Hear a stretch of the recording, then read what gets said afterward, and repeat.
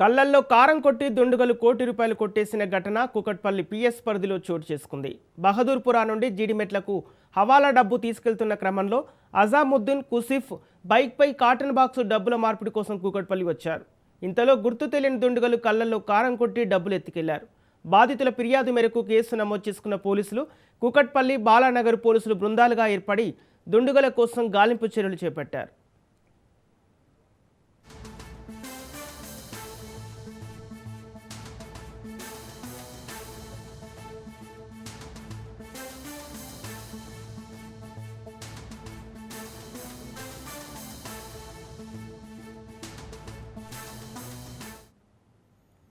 కళ్లల్లో కారం కొట్టి దుండుగలు కోటి రూపాయలు కొట్టేసిన ఘటన కూకట్పల్లి పిఎస్ పరిధిలో చోటు చేసుకుంది. బహదూర్పురా నుండి జీడిమెట్లకు హవాలా డబ్బు తీసుకెళ్తున్న అజాముద్దీన్ కుస్రూఫ్ బైక్పై కాటన్ బాక్సు డబ్బుల మార్పిడి కోసం కూకట్పల్లికి వచ్చారు. ఇంతలో గుర్తు తెలియని దుండుగలు కళ్లల్లో కారం కొట్టి డబ్బులు ఎత్తుకెళ్లారు. బాధితుల ఫిర్యాదు మేరకు కేసు నమోదు చేసుకున్న పోలీసులు కూకట్పల్లి బాలానగర్ పోలీసులు బృందాలుగా ఏర్పడి దుండుగల కోసం గాలింపు చేపట్టారు.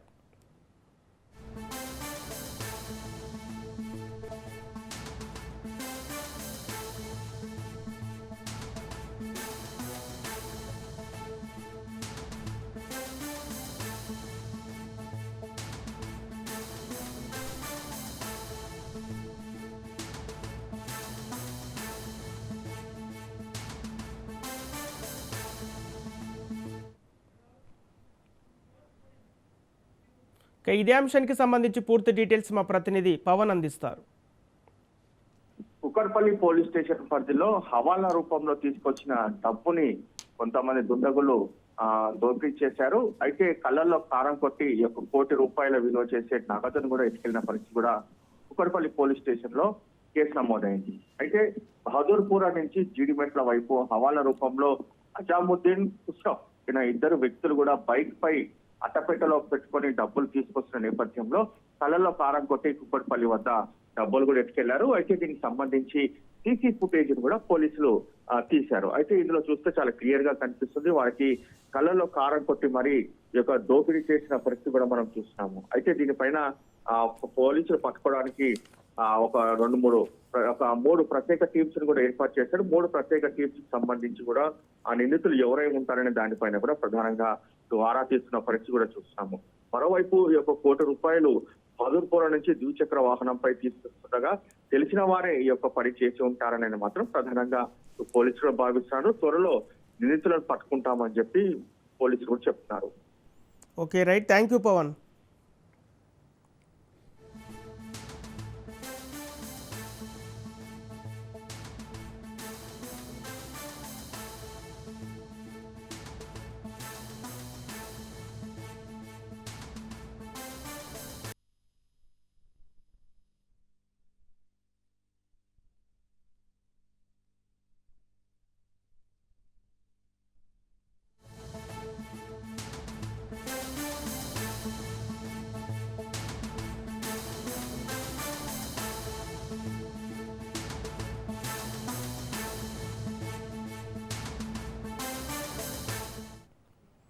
నేడు ఉదయం 10 గంటలకు అసెంబ్లీ సమావేశాలు ప్రారంభం కానున్నాయి. గవర్నర్ చేసిన ప్రసంగానికి ఉభయ సభలు ధన్యవాదాలు తెలిపే తీర్మానంతో పాటు పలు కీలక వార్షిక నివేదికలను ప్రభుత్వం సభ ముందు ఉంచనుంది.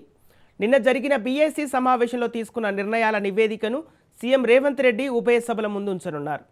2015 నుంచి 2023 వరకు సంబంధించిన తెలంగాణ సమాచార కమిషన్ వార్షిక నివేదికల సాఫ్ట్ కాపీలను సీఎం సభకు సమర్పిస్తారు. మంత్రి శ్రీధర్ బాబు తెలంగాణ వాణిజ్య ప్రోత్సాహక సంస్థ, తెలంగాణ రాష్ట్ర చర్మ పరిశ్రమల అభివృద్ధి సంస్థ వార్షిక నివేదికల లెక్కల ప్రతిని సభ ముందు ఉంచనున్నారు. గవర్నర్ ప్రసంగానికి ధన్యవాదాలు తెలిపే తీర్మానాన్ని శాసనసభలో బాలు నాయక్, శాసన మండలిలో మహేష్ కుమార్ గౌడ్ ప్రతిపాదించనున్నారు.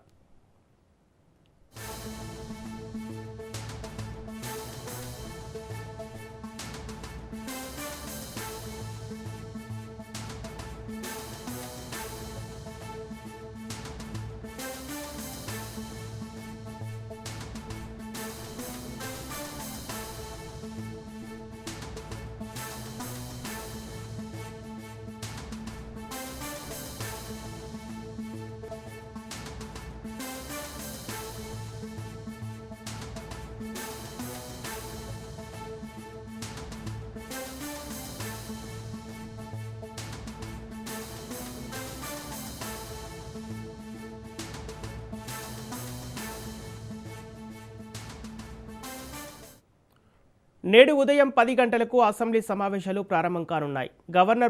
గవర్నర్ చేసిన ప్రసంగానికి ఉభయ సభలు ధన్యవాదాలు తెలిపే తీర్మానంతో పాటు పలు కీలక వార్షిక నివేదికలను ప్రభుత్వం సభ ముందు ఉంచనుంది. నిన్న జరిగిన బీఏసీ సమావేశంలో తీసుకున్న నిర్ణయాల నివేదికను సీఎం రేవంత్ రెడ్డి ఉభయ సభల ముందుంచనున్నారు. 2015 నుంచి 2023 వరకు సంబంధించిన తెలంగాణ సమాచార కమిషన్ వార్షిక నివేదికల సాఫ్ట్ కాపీలను సీఎం సభకు సమర్పిస్తారు. మంత్రి శ్రీధర్ బాబు తెలంగాణ వాణిజ్య ప్రోత్సాహక సంస్థ, తెలంగాణ రాష్ట్ర చర్మ పరిశ్రమల అభివృద్ధి సంస్థ వార్షిక నివేదికల లెక్కల ప్రతిని సభ ముందుంచనున్నారు. గవర్నర్ ప్రసంగానికి ధన్యవాదాలు తెలిపే తీర్మానాన్ని సభలో బాలు నాయక్, శాసన మండలిలో మహేష్ కుమార్ గౌడ్ ప్రతిపాదించనున్నారు. ఇక ఇదే అంశానికి సంబంధించి పూర్తి డీటెయిల్స్ మా ప్రతినిధి రాజు అందిస్తారు. రాజు, ఈరోజు రెండో రోజు తెలంగాణ సమావేశాలు జరిగే అవకాశం ఉంది, అప్డేట్స్ ఏంటి? Good morning Sampath. ఈ రోజు తెలంగాణ అసెంబ్లీ బడ్జెట్ సమావేశాలు రెండవ రోజు వేడిగా కొనసాగే అవకాశం కనిపిస్తా ఉంది. నిన్న ఉభయ సభలను ఉద్దేశించి గవర్నర్ చేసినటువంటి ప్రసంగానికి ఈ రోజు రేపు 2 రోజులు కూడా ధన్యవాద తీర్మానాన్ని తెలిపే ఇప్పటికే ఎజెండా ఇప్పుడే ఫిక్స్ చేయడం జరిగింది. దీనికి సంబంధించి దీంతో పాటు ఈ ధన్యవాద తీర్మానంతో పాటు నిన్న ఏదైతే బిజినెస్ అడ్వైజరీ కమిటీలో తీసుకున్నటువంటి నిర్ణయాలు సభ ఈ నెల 30వ తేదీ వరకు జరగాలని బీఎస్సీలో నిర్ణయం తీసుకున్నారో దానికి తీసుకున్నటువంటి నిర్ణయాలను కూడా ఆ యొక్క నివేదికను కూడా బీఎస్సీకి సంబంధించినటువంటి నివేదికను సభలో ముఖ్యమంత్రి రేవంత్ రెడ్డి ప్రవేశపెట్టబోతా ఉన్నారు. ప్రధానంగా గవర్నర్ చేసినటువంటి ప్రసంగానికి ధన్యవాద తీర్మానాలను ఉభయ సభలు శాసనసభ, శాసన మండలిలో కూడా ధన్యవాద తీర్మానం కొనసాగబోతా ఉంది. ఈ ధన్యవాద తీర్మానానికి సంబంధించి ఇటు అధికార కాంగ్రెస్, ఇటు విపక్ష, ఇటు బీఆర్ఎస్, బీజేపీ పార్టీల మధ్య తీవ్ర వాగ్వాదం చోటు చేసుకునే అవకాశం కనిపిస్తా ఉంది. ఎందుకంటే నిన్న గవర్నర్ చేసినటువంటి ఏదైతే ఆయన చేసినటువంటి స్పీచ్ లో ఏదైతే కాంగ్రెస్ పార్టీ ఈ 2.5 సంవత్సరాలుగా చేసినటువంటి అభివృద్ధి సంక్షేమ పథకాలకు సంబంధించి ఆయన ఏదైతే చెప్పిన లెక్కలన్నీ కూడా అబద్ధాలని చెప్పేసి కూడా ఒకవైపు ఇటు బీజేపీ, ఇటు బీఆర్ఎస్ తీవ్ర విమర్శలు చేస్తున్న నేపథ్యంలో సో ఈ ధన్యవాద తీర్మానానికి తెలిపే సందర్భంగా ఈ చర్చలో భాగంగా వాగ్వాదాలు చేసుకునే అవకాశం కనిపిస్తా ఉంది. ఎందుకంటే కాంగ్రెస్ పార్టీ ఏదైతే అన్ని ఇచ్చినటువంటి హామీలు కానివచ్చు, చేస్తా ఉన్నటువంటి అభివృద్ధి సంక్షేమ పథకాల అమలు తీరు కావచ్చు, ఎక్కడ కూడా క్షేత్రస్థాయిలోకి వెళ్ళడం లేదు, కేవలం ఇవి మాటల వరకే పరిమితమైందని చెప్పేసి కూడా ఇప్పటికే ఇటు విమర్శలు చేస్తున్న పరిస్థితుల్లో సో ఇటు వాడివేడిగా అయితే ఈ యొక్క సభ జరిగే అవకాశం కనిపిస్తా ఉంది. దీంతో పాటు ఇక ఏదైతే కొన్ని నివేదికలను కూడా ఈ రోజు సభలో ప్రవేశపెట్టే అవకాశం కనిపిస్తా ఉంది. 2015 నుంచి 2023కు సంబంధించినటువంటి సమాచార కమిషన్ వార్షిక నివేదిక సాఫ్ట్ కాపీస్ ను ముఖ్యమంత్రి రేవంత్ రెడ్డి సభలో టేబుల్ చేయబోతా ఉన్నారు. అదేవిధంగా ఏదైతే తెలంగాణ రాష్ట్ర చర్మ పరిశ్రమల అభివృద్ధి సంస్థకు సంబంధించినటువంటి యాన్యువల్ నివేదికను కూడా మంత్రి శ్రీధర్ బాబు సభలో టేబుల్ చేయబోతా ఉన్నారు. ప్రధానంగా శాసన మండలికి సంబంధించి చూసుకున్నట్టయితే శాసన మండలిలో ఎమ్మెల్సీ మహేష్ కుమార్ గౌడ్ గవర్నర్ కు ధన్యవాదాలు తెలిపే తీర్మానాన్ని ప్రతిపాదిస్తారు. ఎమ్మెల్సీ అద్దంకి దయాకర్ దాన్ని బలపరచబోతా ఉన్నారు. అదేవిధంగా ఇక్కడ శాసనసభలో చూసుకున్నట్టయితే గవర్నర్ ప్రసంగానికి ధన్యవాద తీర్మానాన్ని తెలిపే తీర్మానాన్ని శాసనసభలో ఎమ్మెల్యే బాలు నాయక్ ప్రతిపాదిస్తారు. ఎమ్మెల్యే ఆది శ్రీనివాస్ దీన్ని బలపరచబోతా ఉన్నారు.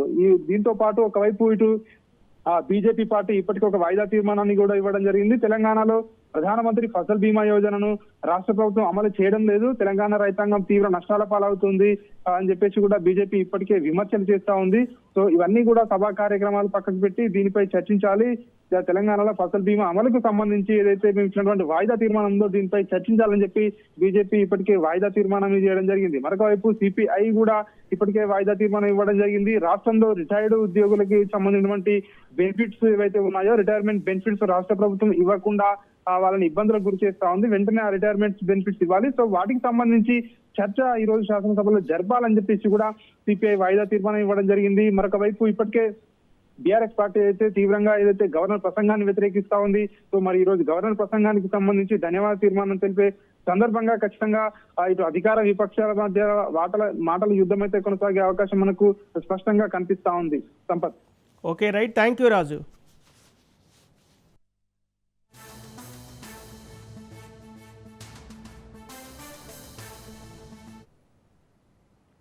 బులెటిన్లో షార్ట్ బ్రేక్ తీసుకుందాం.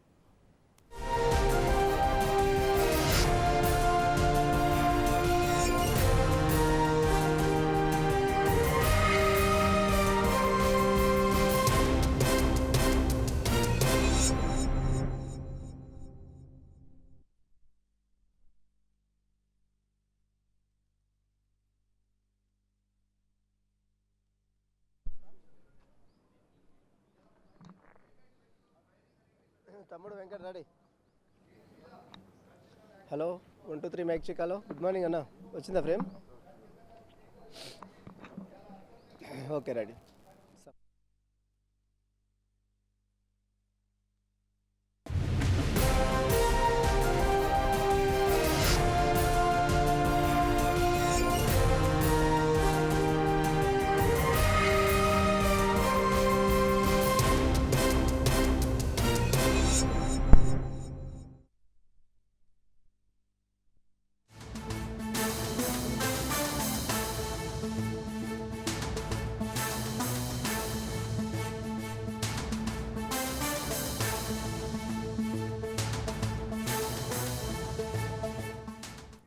ఇవాళ ఢిల్లీకి సీఎం రేవంత్ రెడ్డి వెళ్లనున్నారు. సల్మాన్ ఖుర్షీద్ పుస్తకావిష్కరణకు హాజరు కానున్నారు. పలువురు కేంద్ర మంత్రులు, ఏఐసీసీ పెద్దలను కలవనున్నారు. రాష్ట్రానికి సంబంధించిన పలు అంశాలపై కేంద్ర మంత్రులతో చర్చించనున్నారు. క్యాబినెట్ విస్తరణ, డిప్యూటీ స్పీకర్ పదవి, నామినేటెడ్ పోస్టులపై ఏఐసీసీ పెద్దలతో చర్చించనున్నారు.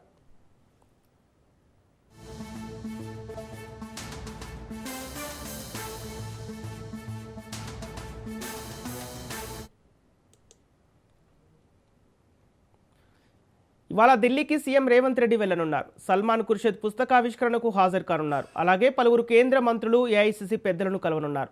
రాష్ట్రానికి సంబంధించిన పలు అంశాలపై కేంద్ర మంత్రులతో చర్చించనున్నారు. క్యాబినెట్ విస్తరణ, డిప్యూటీ స్పీకర్ పదవి, నామినేటెడ్ పోస్టులపై ఏఐసీసీ పెద్దలతో చర్చించనున్నారు. ఇక ఇదే అంశానికి సంబంధించి పూర్తి డీటెయిల్స్ మా ప్రతినిధి సునీల్ లైవ్ ద్వారా అందిస్తారు. సునీల్, ఈరోజు సీఎం రేవంత్ రెడ్డి ఢిల్లీ పర్యటనకు సంబంధించిన అప్డేట్స్ ఏంటి? అలాగే ఏఐసీసీ పెద్దలతో, కేంద్ర మంత్రులతో చర్చించే అవకాశాలున్నాయి. ఈ చర్చలో ఎలాంటి అంశాలు చర్చించే అవకాశం ఉంది? మొత్తం మీద ఈరోజు మధ్యాహ్నం 2 గంటలకు ముఖ్యమంత్రి రేవంత్ రెడ్డి ఢిల్లీకి బయలుదేరినారు. శంషాబాద్ ఎయిర్పోర్ట్ నుంచి ఢిల్లీకి రేవంత్ రెడ్డి వెళ్ళనున్నారు. మధ్యాహ్నం సల్మాన్ ఖుర్షీద్, ప్రముఖ రచయిత సల్మాన్ ఖుర్షీద్ రచించినటువంటి పుస్తక ఆవిష్కరణకు ముఖ్యమంత్రి రేవంత్ రెడ్డితో పాటు ఈ కార్యక్రమానికి ఢిల్లీలో ఉన్నటువంటి కేంద్రంలో ఉన్నటువంటి అధిష్టానం పెద్దలందరూ కూడా ఈ యొక్క కార్యక్రమానికి హాజరయ్యే అవకాశం ఉంది. ఇక ఈ కార్యక్రమం అయిన తర్వాత, అంటే పుస్తకావిష్కరణ కంప్లీట్ అయిన తర్వాత ఢిల్లీలో ఉన్నటువంటి అధిష్టాన పెద్దలతో ముఖ్యమంత్రి రేవంత్ రెడ్డి భేటీ అయ్యే అవకాశం ఉంది. ముఖ్యంగా రాష్ట్రాలకు సంబంధించినటువంటి కొన్ని కీలక పోస్టులకు సంబంధించిన అంశాలపై కూడా ఢిల్లీలో ఉన్నటువంటి అధిష్టాన పెద్దలతో మాట్లాడి వాటికి సంబంధించిన భర్తీకి సంబంధించిన అంశాలపై కూడా చర్చించే కీలక నిర్ణయం కూడా తీసుకునే అవకాశం ఉంది.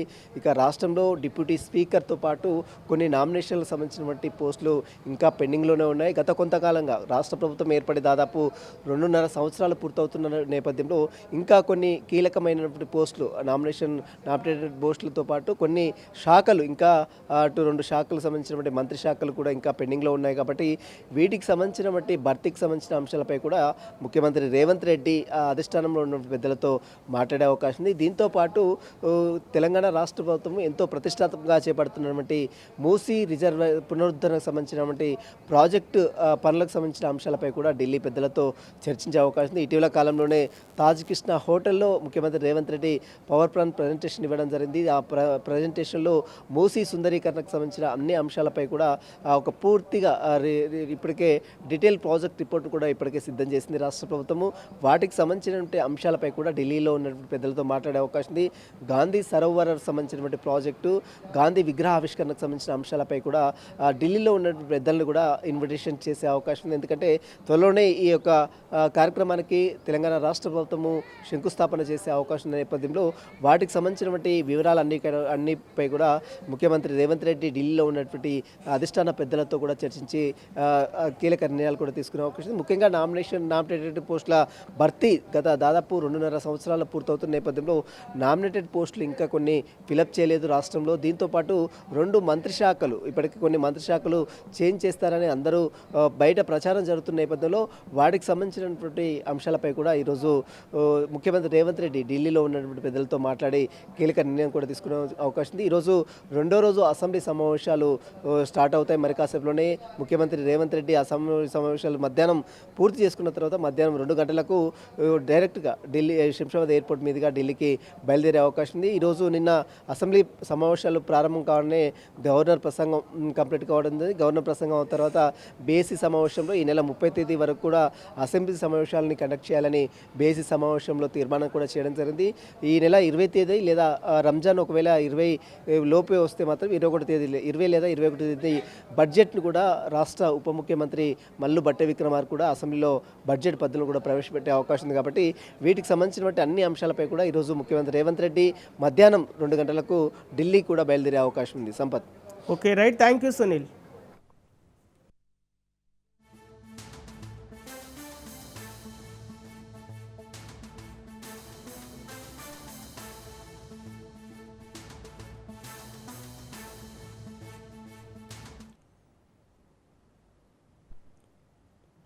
నిర్మల్ జిల్లా బైంసా సాంఘిక సంక్షేమ శాఖ బాలుర వసతి గృహంలో భోజనం సకాలంలో అందక విద్యార్థులు ఇబ్బందులు పడుతున్నారు. మధ్యాహ్నం నుంచి తిండి లేక విద్యార్థులు అవస్థలు పడుతుంటే వాచ్మెన్ సునీల్ విద్యార్థుల వద్ద భోజనం కోసం 50 రూపాయలు డిమాండ్ చేశారని విద్యార్థులు ఆరోపిస్తున్నారు. ఏబీవీపీకి సమాచారం ఇవ్వడంతో హాస్టల్కు చేరుకున్న కార్యకర్తలు వార్డెన్ను నిలదీశారు. దీంతో హడావిడిగా కూరగాయలు తెప్పించి రాత్రి 9 గంటలకు భోజనం తయారు చేయించాడు. ఎవరికి చెప్పొద్దంటూ అక్కడ అందరి కాళ్ళు మొక్కుతున్నాడు వార్డెన్ శ్రీహరి.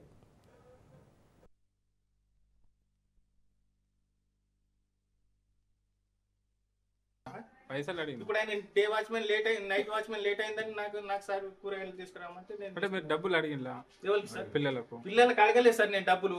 ఒక 50 రూపాయలు సార్ వచ్చిన తర్వాత అడిగిస్తా. అదే ఆలయక్షణ అని నేను అన్నా. వాళ్ళకి పైసలకి ఆలయక్షణ మీకు అది అడుగుడే కదా. అర్థం చేసుకోండి. కానీ ఇదేంది మా పరిస్థితి? అరే మాకు ఇంత సరే సార్, నేను సునీల్ పైసలు అడిగినా అంటున్నా సార్, మీకంటే కాల్ పట్టుకుంటా సార్. నేను మీ యొక్క భయం లేకుంటే ఇవాళ వాళ్ళు మీ భయం ఉంటే పెడతారు కదా సార్. మీ భయం ఉంటే వాళ్ళు పెడతారు. మీరు వార్డెన్ ఏంది, మీరు ఎందుకు పెడతారు? వాచ్మెన్ ఎందుకు పెడతారు? కామాటిని ఎందుకు పెడతారు? మీరు అందరిని ఎందుకు పెడతారు సార్? మీరు కాళ్ళు మొక్కుడు కాదు సార్, మీరు అర్థం చేసుకోండి. మీ యొక్క భయం ఉంటే ఈ రోజు హాస్టల్ నాకు యాక్సిడెంట్ అయింది కాబట్టి కాలు మొక్కుతున్నా సార్, లేకపోతే నేను చేయకపోతుంది సార్. అన్న ఈ క్యాటరింగ్ తగిన నాకు 5 రూపాయలు 50 రూపాయలు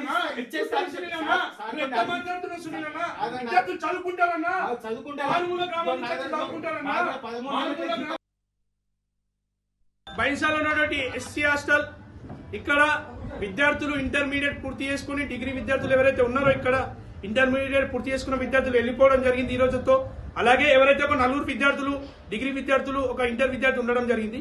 అయితే ఈ విద్యార్థులకు పొద్దున సమయంలో భోజనం పెట్టేసేసి మళ్ళీ మధ్యాహ్నం సమయంలో భోజనం కోసం వస్తే విద్యార్థులకు భోజనం పెట్టకుండా, కర్రీ ఉంచకుండా రైస్ పెట్టేసి ఒకయనేమో ఫ్యాన్ కింద పడుకుంటాడు, ఒకయనేమో బయట తిరుగుతాడు. అలాగే వార్డెన్ సార్ కు ఫోన్ చేస్తే వార్డెన్ సార్ రెస్పాన్స్ కాకపోవడం, అలాగే ఏదైతే విద్యార్థులు మధ్యాహ్నం సమయంలో కూడా తినకుండా ఉండి వాటర్ పైన ఉండి నన్ను కాల్ చేసి అన్నయ్య ఏబీపీ అంటే, అవును ఏబీపీ అంటే, అన్న మాకు ఇప్పటి వరకు ఫుడ్ పెట్టలేరా అంటే నేను వచ్చే సమయంలో కూరగాయల వెజిటేబుల్స్ తీసుకొని రావడం జరిగింది వాళ్ళు. అలాగే వార్డెన్ సార్కి వీళ్ళు చెప్పడం జరిగింది, అయినా వార్డెన్ సార్ రెస్పాన్స్ కాకుండా ఎవరైతే ఈ సునీల్ ఉన్నాడో ఈ విద్యార్థులకు అన్నాడట, మీరు ఎవరైతే 50 రూపాయలు కొడతారో వాళ్ళకి నేను ఫుడ్ పెడతా అంటే, ఈ ఎవరైతే మరి విద్యార్థులు ఈ చెప్పేది నిజమా కాదా అనేది ఈ వార్డెన్ సార్ దీన్ని ప్రశ్నించాలి. అలాగే ఈ విద్యార్థులు గవర్నమెంట్ హాస్టల్లో చదువుకుంటున్నారా, లేక గవర్నమెంట్ హాస్టల్లో ఉంటున్నారా, లేక ప్రైవేట్ హాస్టల్లో బతుకుతున్నారా అనేది ఇది ప్రభుత్వానికి సిగ్గుచేటు. అప్లికేషన్ అప్లై చేయడానికి ఉన్నాం ఈడ. అయితే ఇవాళ మధ్యాహ్నం నుంచి ఫుడ్ లేదు ఏం లేదు. అయితే సార్ చెప్పినాం, కాల్ చేసినా, అయితే సార్ కాల్ చేసిన సార్ ఏమంటున్నారు అయితే మేము సార్కి సునీల్ అన్నకి ఫోన్ పే కొట్టినాం. సునీల్ అన్న చెప్తే సునీల్ అన్న ఏమంటారు, నాకు ఫోన్ పే రాలేదు, ఇంకా నేను ఏడుకెళ్తే ఎలా అంటున్నారు. అయితే విఠల్ అనే చెప్తే విఠల్ అనే ఫ్యాన్ కింద పండుకొని హాయిగా ఏం కూరగాయలు లేకుండా నేనేం చేయాలి తమ్మా అంట్లా అంటున్నారు. ఈ హాస్టల్ మేము స్కాలర్షిప్ ఇస్తున్నాం, ఈ అందరు వెళ్ళిపోతే మేము ఎట్లా, మేము ఏం తినాలా, మాకు చేస్తుందా? మేము హోటల్ మేనేజ్మెంటా? మేము మధ్యాహ్నం నుంచి ఉపవాసం ఉన్నాం. ఇప్పుడు ఆకలి చచ్చిపోయింది, ఏం తినాలి? ఇప్పుడు అయితే 8 కొట్టంగా ఇప్పుడు కూరగాయలు చేస్తే ఇప్పుడు ఎప్పుడు చేస్తారు? 10 దాకా. తెలుగు రాష్ట్రాల్లో సంచలనం రేపిన సినీ నటి ప్రత్యూష మృతి కేసులో కీలక పరిణామం చోటు చేసుకుంది. ఈ కేసులో దోషిగా తేలిన సిద్ధార్థరెడ్డి సుప్రీంకోర్టు తీర్పు మేరకు అమెరికా నుంచి వచ్చి నాంపల్లి కోర్టులో లొంగిపోయాడు. 2002 ఫిబ్రవరి 24న సినీ నటి ప్రత్యూష మృతి చెందింది. కూల్ డ్రింక్లో పురుగుల మందు కలుపుకొని సిద్ధార్థరెడ్డి ప్రత్యూష తాగారు. ఆసుపత్రిలో చికిత్స పొందుతూ ప్రత్యూష మృతి చెందగా అతడు కోలుకున్నాడు. ప్రత్యూషది ఆత్మహత్య కాదు, హత్య అంటూ ఆమె తల్లి న్యాయ పోరాటం చేశారు. ఆమె ఆత్మహత్య చేసుకునేలా సిద్ధార్థరెడ్డి ప్రేరేపించారని ట్రయల్ కోర్టు గతంలో తీర్పునిచ్చింది. 5 ఏళ్ల జైలు శిక్ష కూడా విధించింది. ఈ శిక్షను హైకోర్టు 2 ఏళ్లకు తగ్గించింది. హైకోర్టు తీర్పును సవాల్ చేస్తూ సిద్ధార్థరెడ్డి సుప్రీంకోర్టును ఆశ్రయించారు. విచారణ చేపట్టిన అత్యున్నత న్యాయస్థానం హైకోర్టు తీర్పును సమర్థిస్తూ ఇటీవల పిటిషన్ను కొట్టివేసింది. 4 వారాల్లోగా సిద్ధార్థరెడ్డి లొంగిపోవాలని ఆదేశించింది. ఈ మేరకు అమెరికాలో ఉన్న అతడు తిరిగి వచ్చి నాంపల్లి కోర్టులో లొంగిపోయాడు.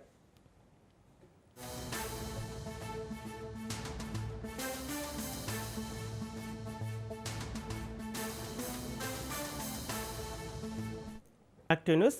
దివంగత మాజీ మంత్రి వైఎస్ వివేకానందరెడ్డికి గుండెపోటు పుట్టించిందే సునీతారెడ్డి అని ఎంపీ అవినాష్ రెడ్డి సంచలన వ్యాఖ్యలు చేశారు. తన తండ్రి హత్య విషయంలో అన్యాయం జరిగిందంటూ సునీతారెడ్డి చేసిన వ్యాఖ్యలపై ఆయన స్పందించారు.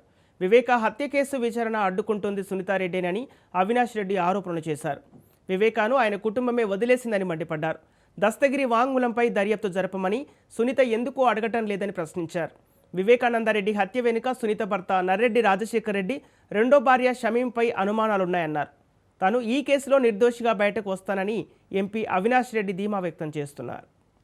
ప్రశ్నిస్తా ఉన్నా, మరి ఇన్ని కీలకమైన విషయాలు మీ తల్లి గారేమో సెలవిచ్చి పంపిస్తారు అటెండర్కు, మీ భర్త గారు కూడా సెలవిచ్చి పంపిస్తారు అటెండర్కు. ఆ విషయం మీరు అడగరు. కీలకమైన డాక్యుమెంట్స్ అంటే ఏదైతే డాక్యుమెంట్స్ దోపిడీ ఆ రోజు రాత్రి హత్య జరిగేటప్పుడు జరిగిందో వాటి గురించి మీరు ప్రస్తావించరు. ఇర్రిలవెంట్ ఇష్యూస్ అన్నీ కూడా మాట్లాడి హైలీ రిలవెంట్ ఇష్యూస్ను పూర్తిగా డంప్ చేసే అంటే పూర్తిగా పక్కదారి పట్టించే కార్యక్రమం ఇన్నాళ్ళు మీరు చేశారనేది వాస్తవం అనే విషయం మీ అందరికీ మనవి చేస్తూ ఉన్నా. మరీ ముఖ్యంగా ఈ కేసులో పిఏ కృష్ణారెడ్డి అనే వ్యక్తి ఫస్ట్ క్రైమ్ సీన్కు పోయి ఆ లెటర్ చూసిన వ్యక్తి, డెడ్ బాడీని చూసిన వ్యక్తి, లెటర్ చూసిన వెంటనే సునీత గారికి, అదేవిధంగా రాజశేఖర్కు, శివప్రకాష్ రెడ్డి అంటే వివేకం పెదనాన్న బామర్ది శివప్రకాష్ రెడ్డి అంటే నర్రెడ్డి రాజశేఖర్కు ఓన్ బ్రదర్, సునీతకు కూడా బావ అవుతాడు. సో శివప్రకాష్ రెడ్డికి వీళ్ళందరికీ ఆ లెటర్ గురించి మీరు స్పష్టంగా తెలియజేస్తారు. చనిపోయిన విషయం చెప్తున్నారు, లెటర్ గురించిన విషయం మీరు స్పష్టంగా మీకు అందరికీ తెలియజేసినాడు. ఆ లెటర్లోని అంశాలు కూడా మీకు చదివి వినిపించినాడు. ఎందుకు పోలీసులకు ఆ లెటర్ ఉన్న విషయం ఎందుకు చెప్పలేదు? మీకు ఆ లెటర్ ద్వారా అది హత్య అని వెంటనే తెలుసు కదా, ఎందుకు మీరు సత్వరమే పోలీసులకు ఫోన్ చేసి ఇట్లా ఇన్సిడెంట్ జరిగింది, అక్కడ లెటర్ ఉందని చెప్పి ఎందుకు మీరు చెప్పలేదు? పైపెచ్చు ఎవరికీ లేని ఒక ఫెసిలిటీ సిబిఐ మా సునీతకి ఇచ్చింది. దస్తగిరి తానే. ఉగాది పండుగ సమీపిస్తున్న వేళ తెలుగు రాష్ట్రాల్లోని పలు ప్రాంతాల్లో అకాల వర్షాలు కురుస్తున్నాయి. ఈ అకాల వర్షాలు రైతులకు ఆందోళన కలిగిస్తున్నాయి. ఇప్పటికే కోతకు సిద్ధంగా ఉన్న పంటలు తడిసిపోవడంతో నష్టం ఏర్పడుతుందని అన్నదాతలు చెబుతున్నారు.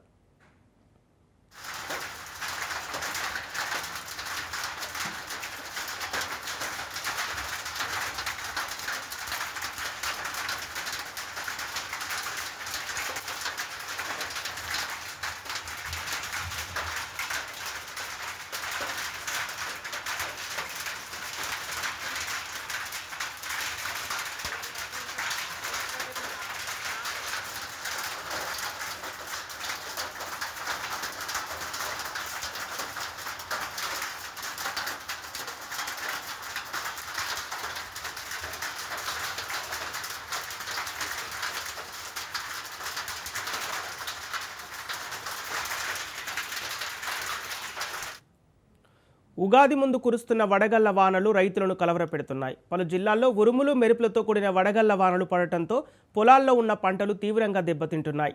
ప్రత్యేకంగా ధాన్యం, మిరప, మొక్కజొన్న వంటి పంటలు ఈ వర్షాల ప్రభావానికి గురవుతున్నాయి. కోతకు సిద్ధంగా ఉన్న పంటలు తడవడంతో దిగుబడి తగ్గే ప్రమాదం ఉందని రైతులు ఆందోళన వ్యక్తం చేస్తున్నారు.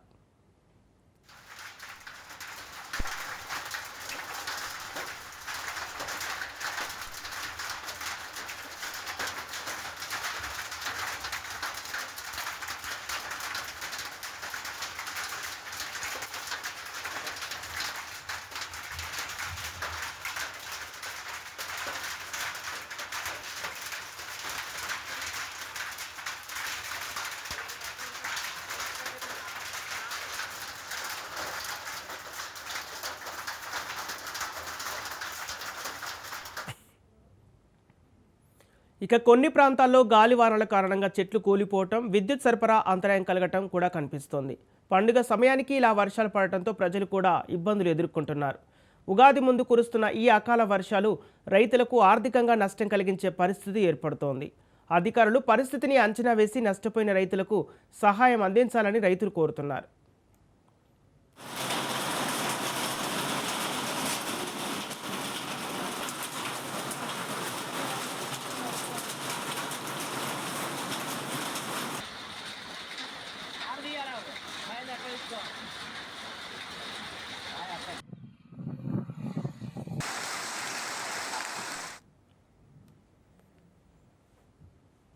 ఆఫ్ఘనిస్తాన్లో పాకిస్తాన్ వైమానిక దాడులు జరుపుతోంది. కాబూల్లోని ఓ ఆసుపత్రిపై పాకిస్తాన్ వైమానిక దాడి చేసింది. పాకిస్తాన్ దాడిలో 400 మంది మృతి చెందారు. పలువురికి తీవ్ర గాయాలయ్యాయి. మృతుల సంఖ్య మరింత పెరిగే అవకాశం ఉంది.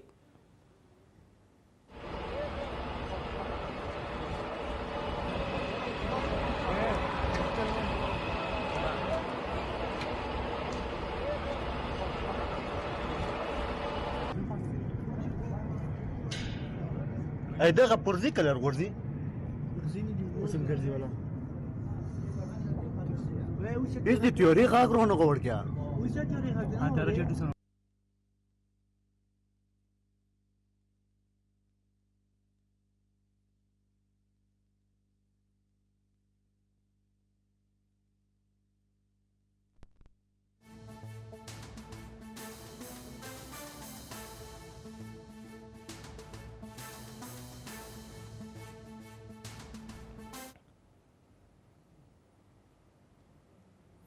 ఐక్యరాజ్య సమితి వేదికగా ఇరాన్ సంచలన వ్యాఖ్యలు చేసింది. శత్రు దేశాలపై ఇరాన్ అంబాసిడర్ అలీ బహ్రెయిన్ విరుచుకుపడ్డారు.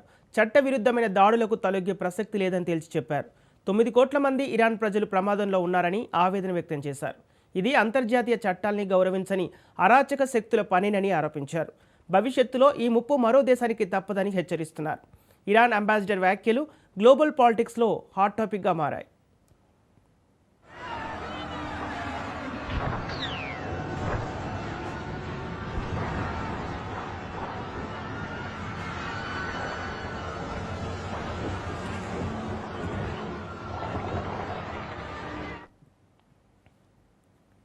తన మరణంపై వదంతుల్ని ఖండిస్తూ ఇజ్రాయెల్ ప్రధాని మరో వీడియో రిలీజ్ చేశారు. నిబంధనలకు కట్టుబడి ఉమ్మడి విజయం సాధిస్తామంటూ వీడియోకు క్యాప్షన్ పెట్టారు.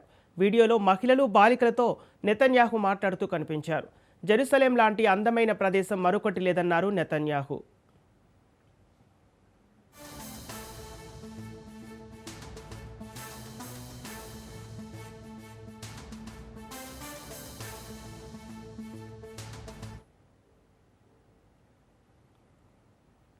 పశ్చిమాసియాలో నిప్పుల వర్షం కురుస్తోంది. ఇరాన్పై ఇజ్రాయెల్, అమెరికా మెరుపు దాడులు చేస్తున్నాయి. ఇరాన్లో తాము నిర్దేశించుకున్న లక్ష్యాల్ని ఛేదిస్తున్నాయి. అయితే ఈ క్రమంలో అమెరికా ఇజ్రాయెల్ను భయపెట్టేలా యుద్ధంలో తొలిసారి ఇరాన్ అమ్ముల పొదిలో అస్త్రాన్ని బయటకు తీసింది. ఫిబ్రవరి 28న ఇరాన్పై యుద్ధం మొదలవగా ఇరాన్ ఆ అస్త్రాన్ని బయటకు తీసి ప్రయోగించింది. ప్రస్తుతం ఇరాన్ క్షిపణులపై ప్రపంచ దేశాల్లో చర్చ మొదలైంది.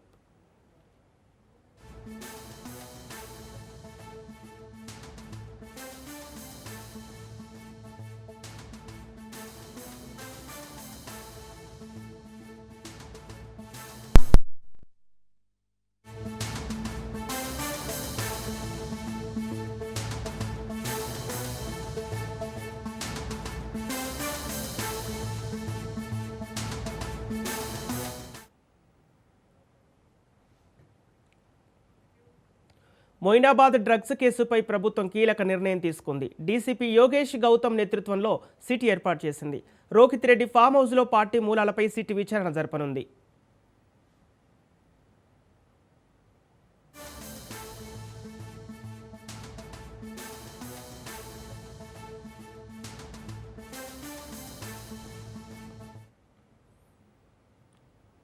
మొయినాబాద్ డ్రగ్స్ కేసుపై ప్రభుత్వం కీలక నిర్ణయం తీసుకుంది. డీసీపీ యోగేష్ గౌతమ్ నేతృత్వంలో సిట్ ఏర్పాటు చేసింది. రోహిత్ రెడ్డి ఫామ్ హౌస్లో పార్టీ మూలాలపై సిట్ విచారణ జరపనుంది.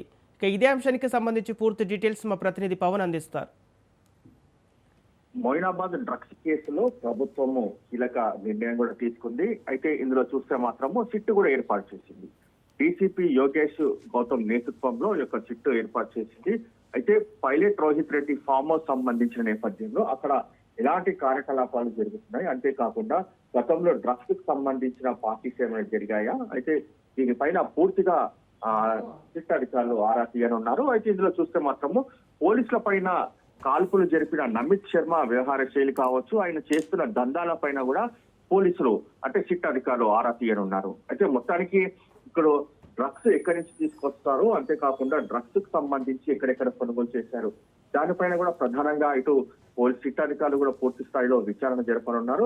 మొత్తానికి చూస్తే మాత్రము వీరిని కస్టడీ పిటిషన్ కూడా పోలీసులు ఈ రోజు వేయనున్నారు. ఎందుకంటే వీరి కస్టడీ తీసుకుని విచారిస్తే మాత్రము చాలా విషయాలు వెలుగులోకి వచ్చే అవకాశం కూడా కనిపిస్తుంది. ఎందుకంటే ఫామ్ హౌస్ లో డ్రగ్స్ దందనే కాదు, ఇంకా ఎలాంటి దందాలు కొనసాగిస్తుంది, అసలు ఫామ్ హౌస్ ఎందుకు ఏర్పాటు చేసుకున్నారు, దానికి సంబంధించి వెనక ఏం జరుగుతుంది అనే దానిపైన కూడా పూర్తిగా ఆరా తీసే పనిలో కూడా సిట్ అధికారులు ఉన్నారు. మొత్తానికి చూస్తే సిట్టుకు సంబంధించిన నేపథ్యంలో చూస్తే మాత్రము పైలట్ రోహిత్ రెడ్డికి కావచ్చు, అంతేకాకుండా రితీష్ రెడ్డి, నమిత్ శర్మ, ఈ ముగ్గురికి సంబంధించిన దందాల పైన కూడా సిట్ అధికారులు ఆరా తీసి పూర్తిగా నివేదిక కూడా ప్రభుత్వానికి అందజేయనున్నారు.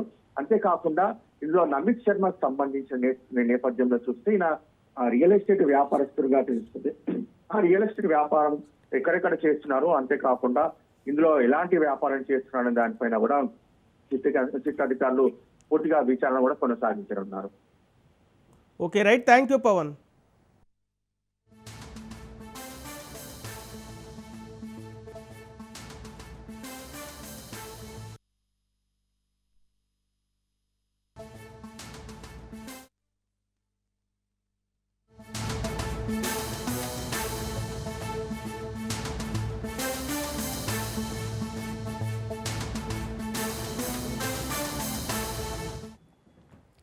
పైలట్ రోహిత్ రెడ్డికి బీఆర్ఎస్ షోకాజ్ నోటీసులు. వారం రోజుల్లో వివరణ ఇవ్వాలని నోటీసులు ఇచ్చింది. పార్టీ కార్యక్రమాల్లో పాల్గొనకూడదని ఆదేశించింది. సరైన వివరణ ఇవ్వకపోతే క్రమశిక్షణ చర్యలు తీసుకునే అవకాశం ఉంది.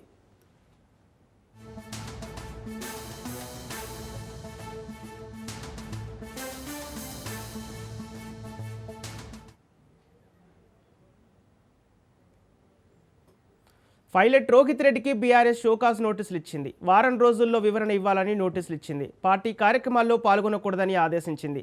సరైన వివరణ ఇవ్వకపోతే క్రమశిక్షణ చర్యలు తీసుకునే అవకాశం ఉంది.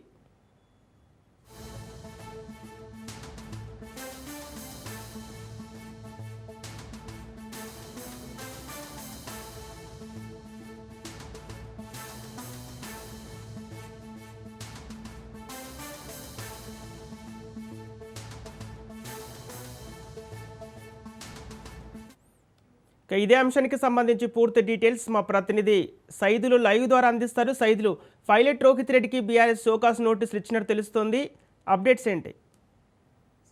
సంపత్, పైలట్ రోహిత్ రెడ్డి మాజీ ఎమ్మెల్యే, తాండూరు మాజీ ఎమ్మెల్యేగా ఉన్నటువంటి పైలట్ రోహిత్ రెడ్డికి బీఆర్ఎస్ పార్టీ షోకాజ్ నోటీసులు కొద్దిసేపటి క్రితమే జారీ చేసింది. సో ఆ నోటీసుల్లో కొన్ని అంశాలు పేర్కొంది. అయితే ఈ మధ్యకాలంలో అంటే 2-3 రోజుల నుంచి కూడా పైలట్ రోహిత్ రెడ్డి మాదక ద్రవ్యాలు తీసుకున్నాడని వివిధ మాధ్యమాలు, పత్రికల్లో వచ్చినటువంటి ఆధారాలంగా మేము నోటీసులు జారీ చేస్తున్నామని ఆ లేఖలో పేర్కొనడం జరిగింది. సో ఈ యొక్క ఆధారాలు ఎంతవరకు వాస్తవము అనే విషయాన్ని 7 రోజులలో సమాధానం చెప్పాలని కూడా షోకాజ్ నోటీసులో బీఆర్ఎస్ పార్టీ పేర్కొనడం జరిగింది. ఆ show cause notice pilot Rohith Reddy ప్రస్తుతమైన జైల్లో ఉన్న